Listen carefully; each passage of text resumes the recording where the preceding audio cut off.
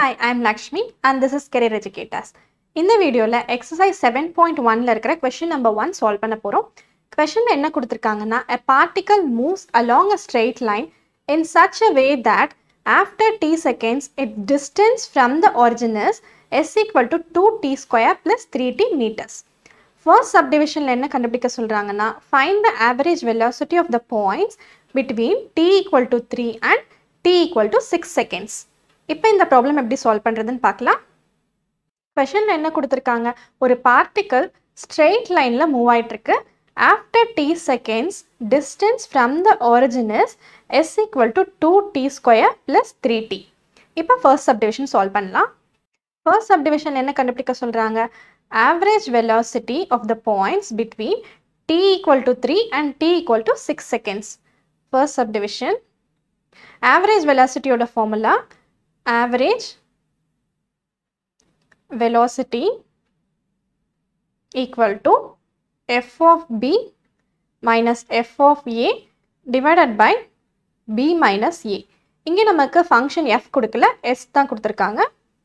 So s of b நம்ம 6 எடுத்துக்கணும், 6 minus s of a 3 எடுத்துக்கணும், 3 divided by 6 minus 3 equal to s of 6 minus s of 3 divided by 3.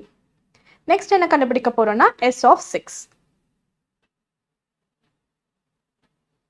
s of 6 equal to s of 6 எப்படி கண்டுபிடிக்கணும்னா s ஓட ஈக்குவேஷன்ல instead of t we have to replace 6.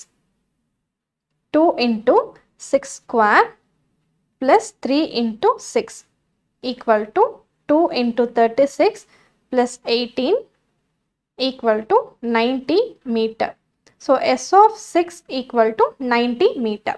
Next என்ன கண்டுபிடிக்க போறோம்னா s of 3 equal to s of 3 எப்படி கண்டுபிடிக்கணும்னா s ஓட ஈக்குவேஷன்ல instead of t we have to replace 3.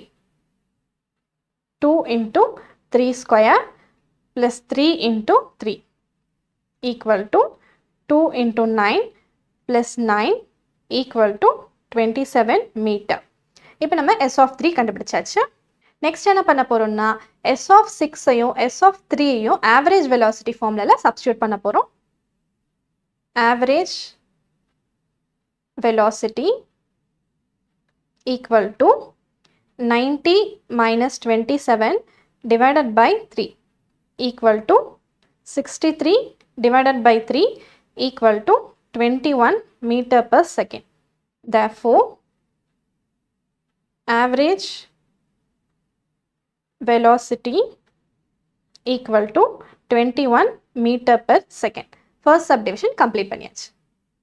Second subdivision என்ன கண்டுபிடிக்க போறோம்னா instantaneous velocity at t equal to 3 and t equal to 6 seconds. Instantaneous velocity னா என்னன்னா ஒரு பார்ட்டிகல் ஸ்ட்ரெயிட் லைன்ல மூவ் ஆயிட்டு இருக்கு.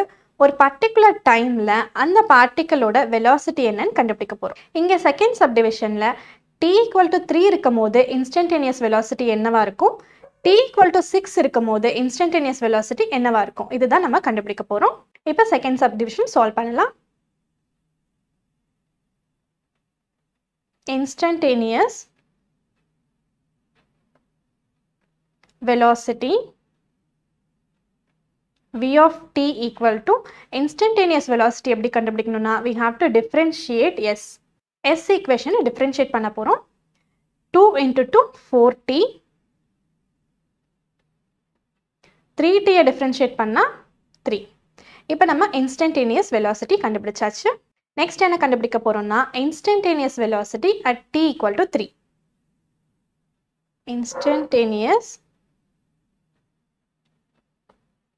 velocity at t equal to 3.